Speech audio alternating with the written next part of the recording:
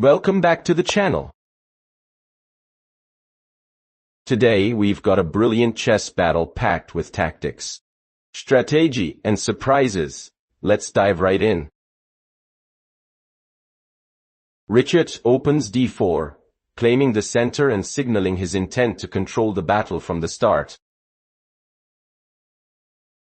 Wesley replies nf6, developing quickly while keeping his options open for a flexible counterattack. Richard plays nf3, supporting the center and preparing for coordinated piece activity. Wesley fianchettos with g6, placing his bishop on a powerful diagonal. Richard develops nc3, adding pressure to d5 and strengthening his central presence. Wesley strikes d5, challenging the center and inviting tactical tension. Richard moves b4, targeting 7 and increasing early pressure. Wesley places bj7, eyeing the long diagonal and solidifying kingside control.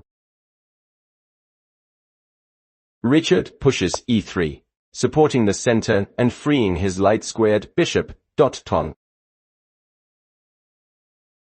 Wesley castles kingside, securing his king and preparing for rook activity. Richard develops b2, completing piece development and readying to castle. Wesley pushes c5, testing the center and challenging Richard's structure. Richard jumps n5, planting his knight aggressively in the center.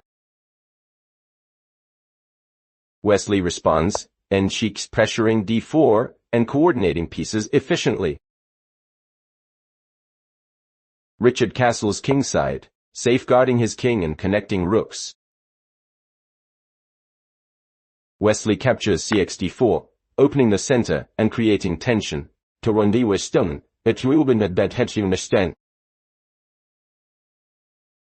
Richard recaptures xt4, keeping central control while maintaining flexibility. Wesley develops b5, placing the bishop actively on a strong diagonal. Richard plays Rione, aligning his rook with the king and center for tactical threats. Wesley plays r-seat, preparing to pressure c-file targets and maintain flexibility.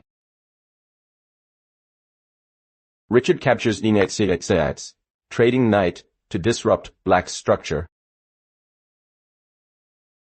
Wesley recaptures rxd6, centralizing his rook and keeping control. Richard moves b5, positioning the bishop aggressively in the center. Wesley jumps n4, establishing a strong central outpost. Richard trades nx4, simplifying the center while keeping the position balanced. Wesley recaptures bc5, maintaining active pieces and central pressure. Richard pushes d5, opening lines and gaining space in the center. Wesley strikes key3, advancing his rook to an active file. Richard captures qx8, trading queens to reduce black's attacking potential. Wesley recaptures rx8, centralizing his rook and keeping the initiative. Richard plays radone, contesting the open file and doubling pressure.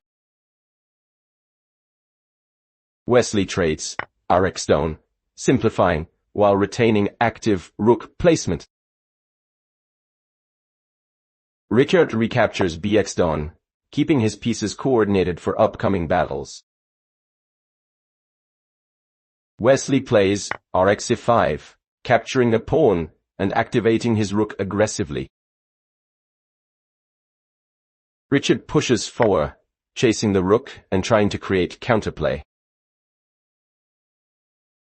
Wesley slides a b5, placing his rook on the b-file, eyeing queenside opportunities.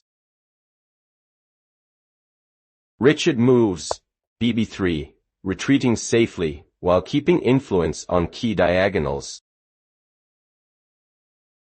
Wesley pushes a5, expanding on the queenside and threatening to disrupt white's structure.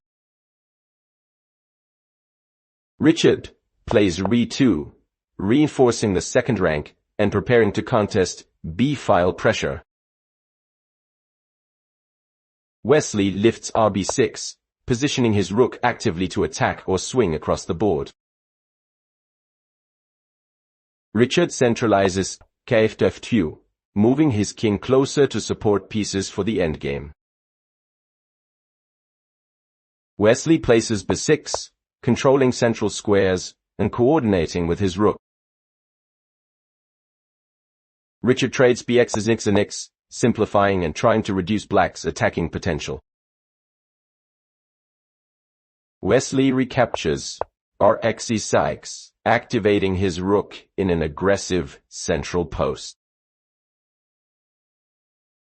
Richard plays key3, bringing his king into the center to support pawns. Wesley advances 5, gaining space and opening lines toward white's king. Richard marches kd4, seeking activity in the center, despite lurking dangers. Wesley moves kf7, bringing his king closer to support his rook and pawns. Richard steps kcf5, probing queenside pawns for counterplay. Wesley plays kf6, tightening the grip and coordinating with active pieces. Richard pushes kb5, inching toward the queenside while facing mounting threats. Wesley drops raz6, placing the rook behind white's king to cut off escape.